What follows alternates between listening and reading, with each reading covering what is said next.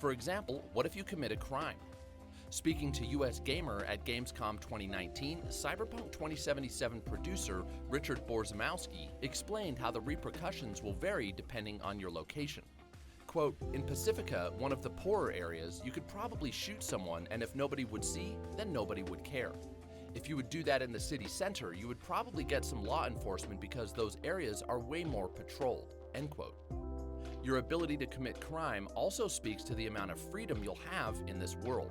At E3 2019, Cyberpunk Quest director Mateusz Tomaszkiewicz confirmed that similar to Grand Theft Auto, you'll be able to steal any car in the game, as well as shoot pedestrians and non-story related NPCs.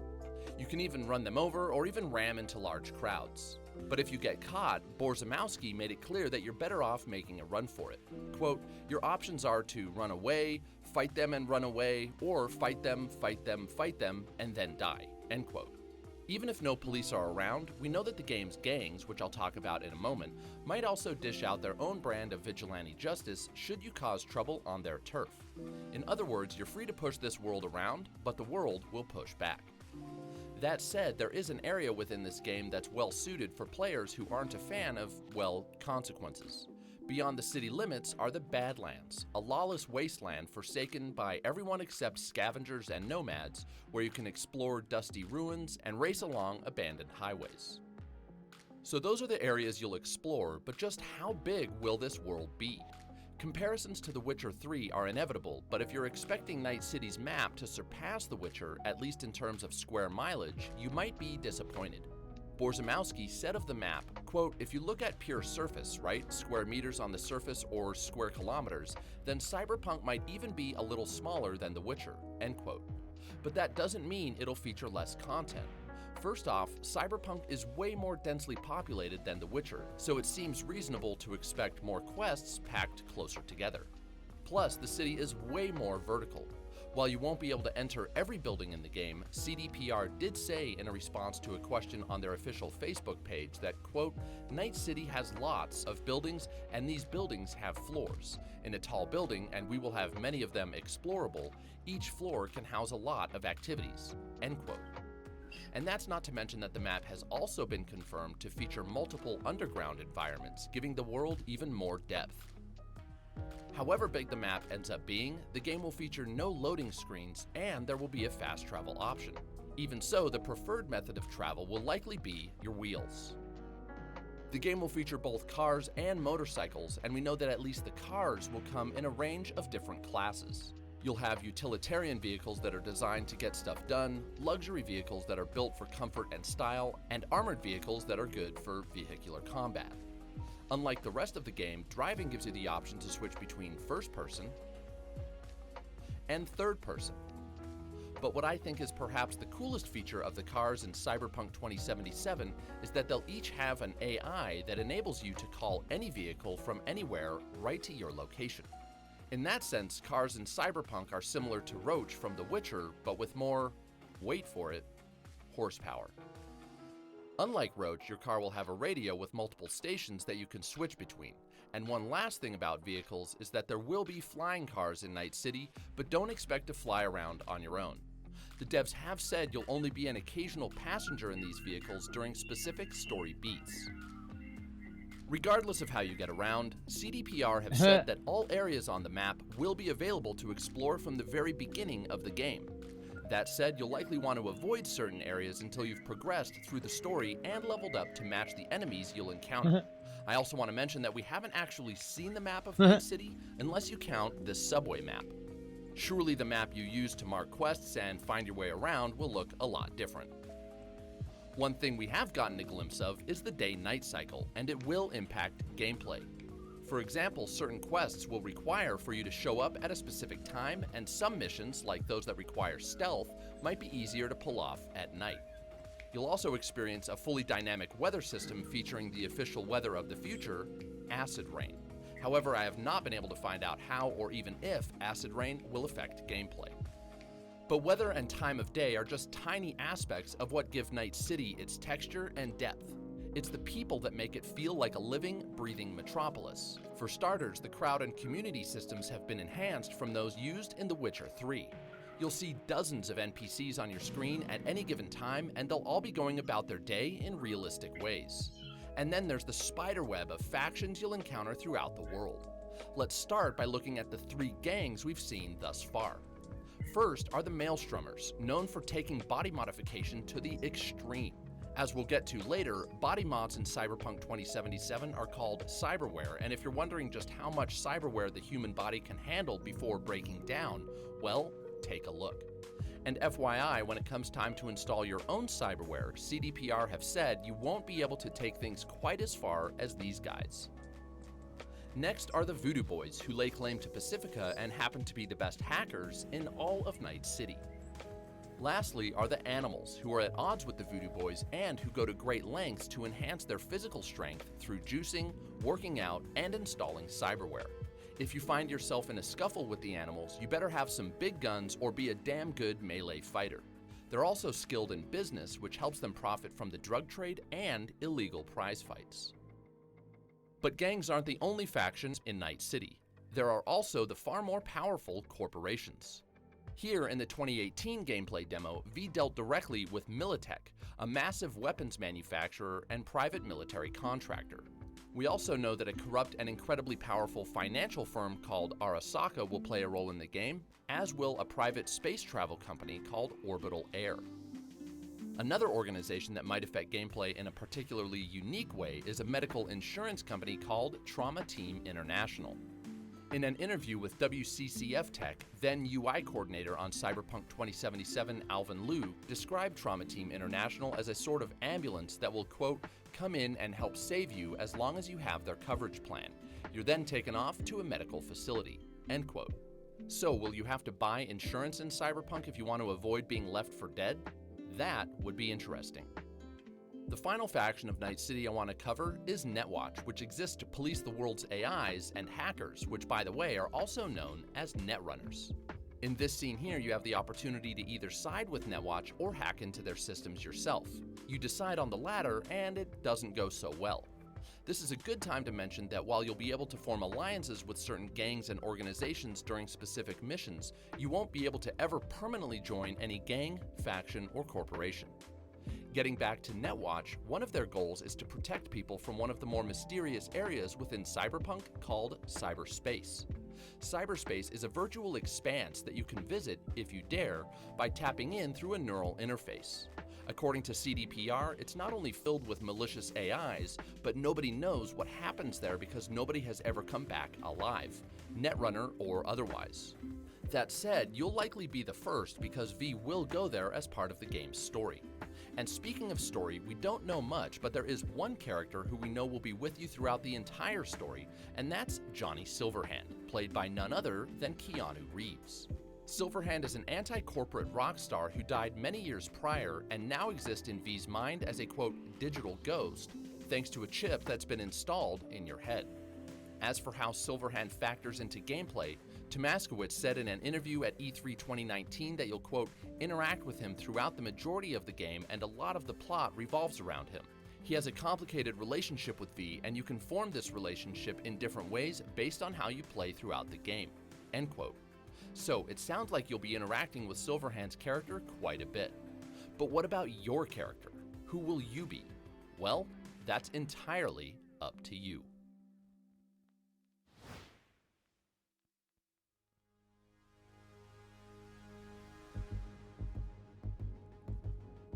Again, comparisons between Cyberpunk 2077 and The Witcher 3 are inevitable, but one major difference is how your character comes together.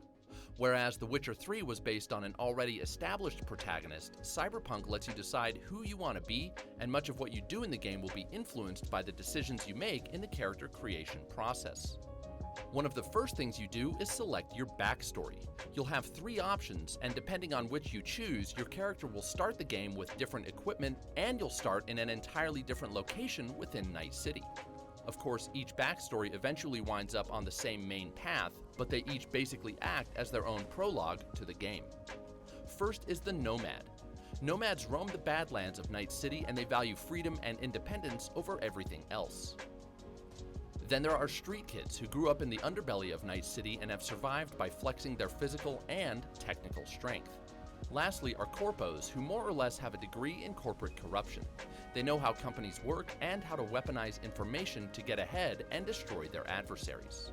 Each backstory will also unlock specific dialogue options that only make sense for a person with that specific background. And it was confirmed on a CyberPunk community podcast by Powell Sasko, lead quest designer on CyberPunk 2077, that these options will not only affect specific conversations, but they can even change how entire quests unfold. Once you've chosen your background, you can customize the look of your character, and for starters, CyberPunk doesn't ask you to decide between male and female. Rather, you have access to the full spectrum of body types, and from there you can change a multitude of physical features. If you don't already know, it might come as a surprise that you actually don't select a class when making your character.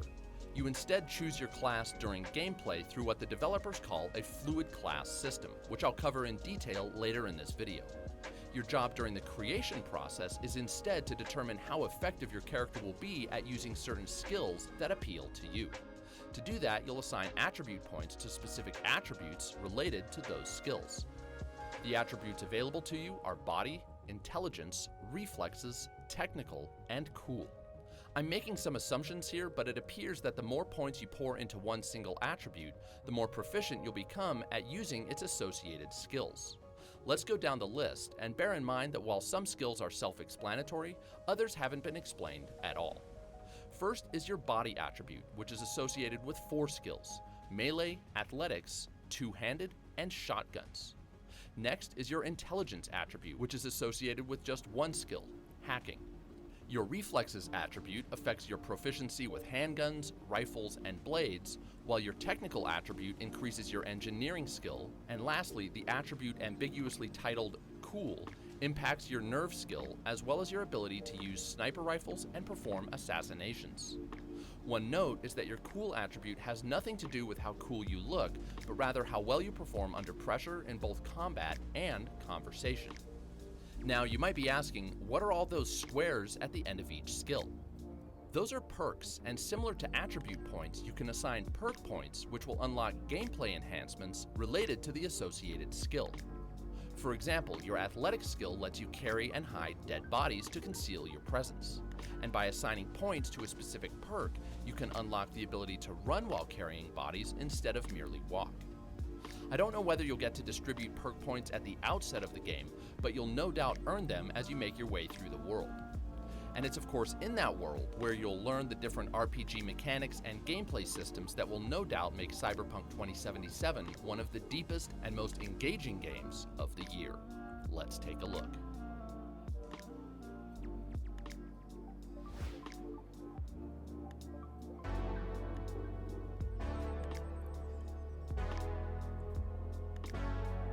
When Cyberpunk 2077 was first revealed, many gamers asked, would it be more of a first-person shooter than a true RPG? In a word, no.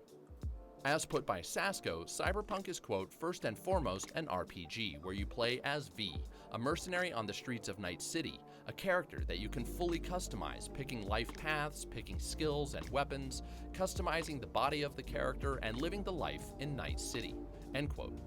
So let's look at the gameplay and storytelling systems that make this a true role-playing experience, starting with the branching story and quest lines. Going back to the scene with Militech, it's here that V meets with a Militech executive to arrange the acquisition of a piece of equipment from a rival gang. Right away, the dialogue options present your first choice. You can either lie or tell the truth, but you've been hacked through your neural socket and the enemy can tell if you're being dishonest. That said, you still have options, and if you play your cards right, you'll get a boatload of cash to buy the requested merchandise. From there, you can either pocket the money for yourself or use it as requested. Steal it and you'll have to acquire the equipment from the rival gang by force. Use the money as planned and you'll be able to deal with them diplomatically. And that's just one fraction of the choices you can make in one mission. What about the decisions that affect the broader story? We saw how this could play out after you defeat a boss by the name of Sasquatch. After you fight her, CDPR says you can either take or spare her life. So, say you let her go. Will she seek out revenge later on, or will she remember your show of mercy and become an ally? It sounds like these are the consequences you'll be forced to consider throughout the game. As explained by Philip Weber, senior quest designer on Cyberpunk 2077, quote, "Anything you do could possibly have an impact on the main story of the game. Characters you only meet in a side quest would then suddenly show up in the main story. This way the player never knows what to expect. Sometimes a small quest can turn into something much bigger and then change the whole main story of the game." End quote. One example we've actually seen of how actions can affect future events is this specific firefight. CDPR confirmed that this is a, quote, "random encounter," but these are the same bad guys you busted up earlier in the demo and they're now seeking revenge.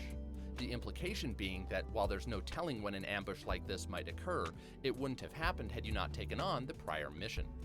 What makes all these branching paths even more impressive is that from the sound of it, Cyberpunk's missions will feature no dead ends. That is to say, you'll never get game over because you decided to do things your own way. Going back to the Sasquatch example, say you spare the life of a marked target during an assassination quest. The story will change, but you won't be asked to replay the mission.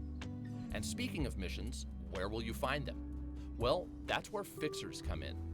Fixers are the quest givers in Night City, and when you meet one, such as Dexter Deshawn, who we're talking to here, you'll gain access to main quests, side quests, and a third type of quest called street stories. From what I can tell, each will appear on your map, with main quests and side quests typically providing longer experiences, and street stories providing smaller, bite-sized bits of gameplay, perhaps unrelated to the main quest line. We've no idea how many main or side quests the game will feature, but in an interview with On MSFT, the head of CDPR's Krakow studio, John Mames, said the game will have around 75 street stories and they'll serve as a way to explore the world and gain experience, of which Cyberpunk has two types. First is traditional XP, which you'll use to level up and presumably earn attribute points and perk points. The second form of experience is called Street Cred, which boosts your reputation in the world itself and unlocks new and better side missions, new cyberware upgrades, and new vendors throughout the world. Basically, the more Street Cred you earn, the more content you unlock. That said, boosting your Street Cred can have a downside. As outlined by Tomaskowitz, quote, "The more recognizable you are, that actually might be a detriment in some missions. People will recognize you, and that's not always a good thing if you want to stay incognito. As for how you'll earn traditional XP and Street Cred, you'll earn both types no matter what sort of mission you're working through, but you'll earn more Street Cred for completing street stories and more core experience for completing story missions. Of course, as you gain experience, you'll no doubt want to upgrade more than just your skills and your attributes. You'll also want to upgrade your body. As mentioned before, the cybernetic upgrades you acquire in Night City are called cyberware, and they're core to your character's customization.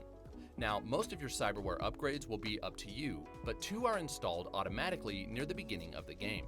First is an optical implant called the Kiroshi Optical Scanner that not only acts as your HUD, but also lets you zoom in on your surroundings, as well as investigate items and vehicles, detect hazards, and size up enemies. It'll even translate languages spoken by non-English speaking NPCs. And I'm also guessing it's your implant that allows you to scan and learn about certain items using the inspection system seen here. In fact, the devs have said that many missions will require some detective work, and the Kiroshi implant will no doubt help.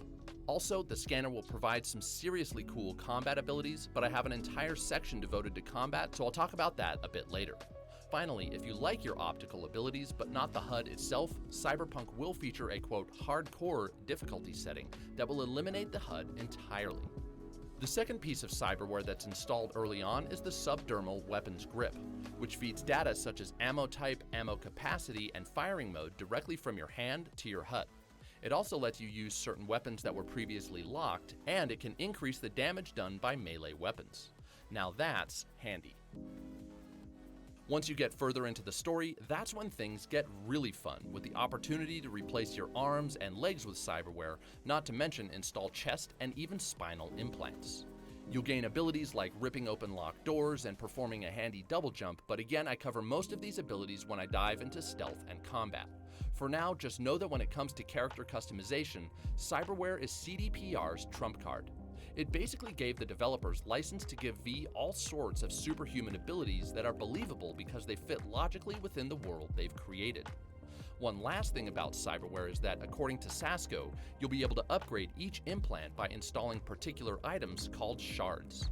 For example, one shard Sasco mentioned makes your cyber legs quieter and hence more effective for stealth. So, how might you acquire cyberware? Well, you'll have to visit specialized vendors who are actually more like surgeons, and they're called Ripper Docs. They'll install your cyberware for a price, and while some Ripper Docs run a legitimate business, others operate within the black market and can install illegal, quote, military-grade cyberware. It's a fair bet that you'll spend a lot of money at Ripper Docs, but there are plenty of other things to spend your cash on in Night City, from items to weapons to clothing and even vehicles. Based on the gameplay demo and several interviews given by the developers, it seems likely that you'll earn most of your money by completing missions, and that you might even be able to accumulate some level of wealth throughout the story. That said, one thing you might not be able to purchase is a new apartment. In 2018, CDPR said on their Facebook page that you would be able to purchase new apartments, but later in June 2019, CyberPunk art director Kasia Redasuk said, quote, "V will only have one apartment and stay there," end quote. This, of course, came as a disappointment to those looking to expand their real estate empire in Night City. However, the apartment you do have seems well equipped. You'll have a weapons locker where you can store guns and melee weapons such as katanas. You'll also have a closet where you'll be able to keep certain outfits, and by the way, different articles of clothing will provide stat boosts and feature special abilities. For example, this jacket increases your resistance to certain attacks and boosts your street cred. Getting back to your apartment, your digs will also feature a garage where you can store the cars you acquire throughout the game. But of course, most of Cyberpunk will be spent outside your apartment, and as with many RPGs, the game's larger world has plenty of extracurricular activities, including some minigames. The three we've heard about are street races, which are pretty self-explanatory, boxing matches where you'll fight boxing robots similar to what we've seen in the gameplay demos, and finally, there'll be a shooting range where you can test out weapons and practice your aim. But you may have heard there's another extracurricular activity in Night City that a lot more people are looking forward to: romance. In a Twitter exchange with a community member posted to Reddit, Sasco confirmed that similar to The Witcher, there will be relationship options that involve entire plot lines. But you'll also be able to have one-night stands and even pay for sex if that's your thing. And unlike The Witcher, it sounds like Cyberpunk's romance options will account for whether your character is straight, gay, or somewhere in between. Lastly, there are two more systems in Cyberpunk that I want to talk about: